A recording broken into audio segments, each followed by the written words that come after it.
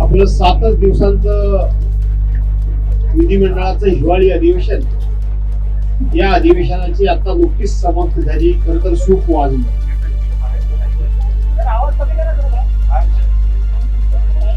आणि यानंतर नेहमीच्या प्रथेप्रमाणे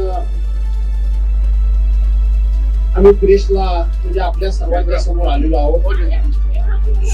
आपल्या सर्वांच्या माध्यमातून या महाराष्ट्राच्या विधिमंडळाच्या अधिवेशनाच्या माध्यमातून संपूर्ण महाराष्ट्राच्या आणि खास करून विदर्भाकरता आणि विदर्भाला न्याय देण्याकरता आणि विदर्भाच्या शेतकऱ्यांचा, कामगारांचा आवाज किंवा त्यांची दुःख याच्यावर फुंकर घालण्याकरता म्हणून खरं हे अधिवेशन होत असतं.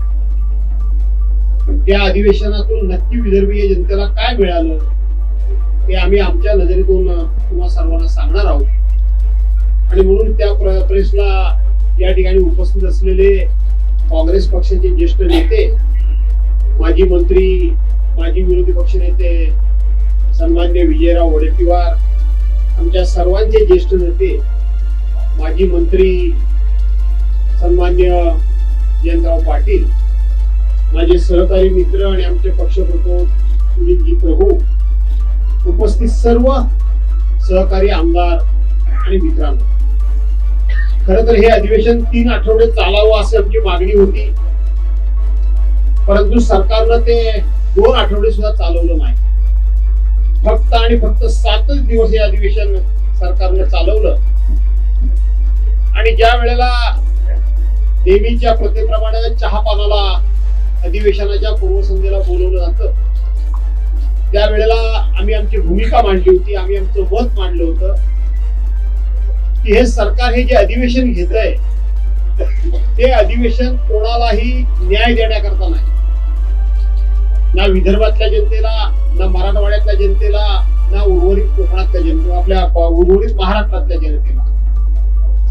तर हे सरकार लवकरच महानगरपालिका, नगरपालिका म्हणा, जिल्हा परिषद आणि पंचायत समिती या निवडणुका होणार आहेत. आणि ते लाईट बंद करा नाही बाबा, आणि निवडणुका होणार आहेत. आणि त्या निवडणुकांना सरकारी तिजोरीतून पैसे वाटता आले पाहिजेत.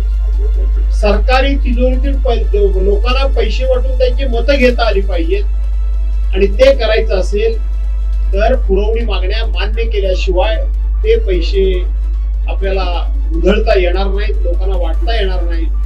आणि म्हणून हे जनतेला न्याय देण्याकरता अधिवेशन नव्हतं, तर सरकारी तिजोरीवर डल्ला मारण्याकरता म्हणून हे अधिवेशन होतं.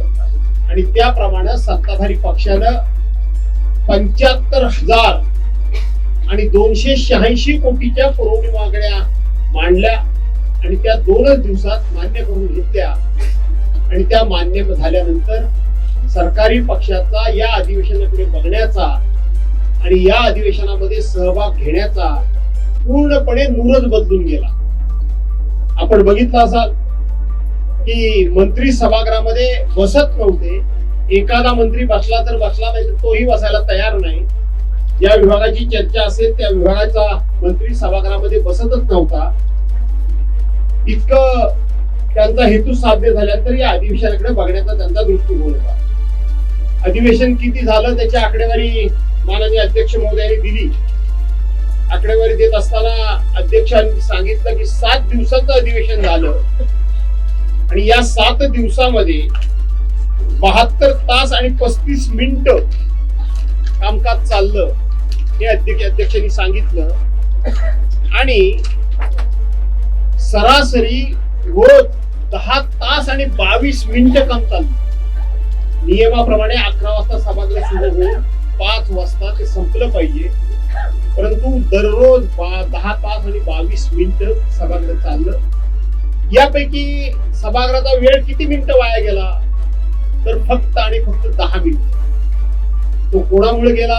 आमच्यामुळे तर नक्कीच नाही गेला, पण फक्त 10 मिनिटं वेळ वाया गेला. याचा अर्थ आम्ही विरोधी पक्षानं या सरकारच्या कामकाजाला किती सहकार्य केलं.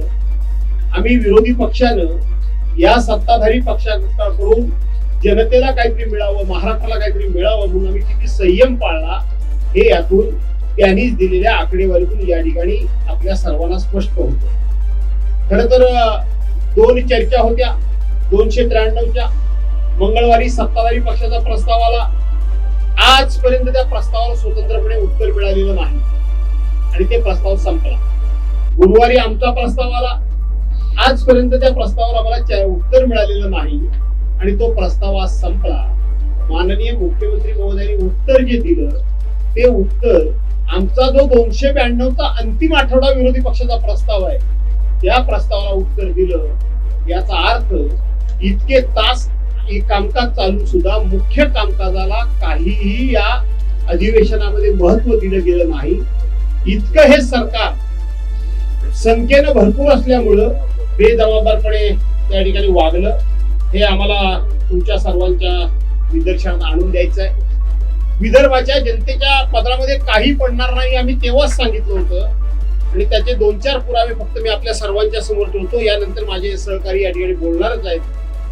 माझ्या हातामध्ये सरकारच्या कडून जाहीर केलेली निवेदनं, सरकारने घेतलेली निर्णय हे जवळजवळ 15 ते 20 निवेदनं माझ्या हातामध्ये आहेत.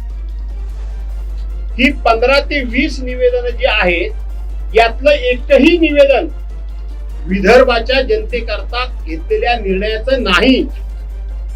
ही सगळी निवेदनं जी आहेत हे सगळे जे सरकारने निर्णय घोषित केलेले आहेत, जो काय निर्णय घेतला असेल ते सगळे महानगरपालिका डोळ्यासमोर ठेवून महानगरपालिकेशी संबंधित अशा प्रकारच्या सरकारने घोषणा केल्या आहेत. विशेष करून मुंबई महानगरपालिका आणि ह्या मुंबई महानगरपालिकेशी संबंधित अनेक प्रकारचे निर्णय सरकारने घेतलेले आहेत. त्याची निवेदन पाहिजे तर मी आपल्याला देतो. डिटेल्स मध्ये वाचायला पाहिजे असेल ते सुद्धा वाचतो. नव्या मुंबई महानगरपालिकेचा विषय आहे, ठाणे महानगरपालिकेचे विषय आहेत, पुणे चिंचवड महानगरपालिकेचे विषय आहेत, ते नागपूरचे सुद्धा विषय आहेत. पण सगळ्यात जास्त हे मुंबई महानगरपालिकेचेच विषय या ठिकाणी माझ्या हातामध्ये आहेत. आणि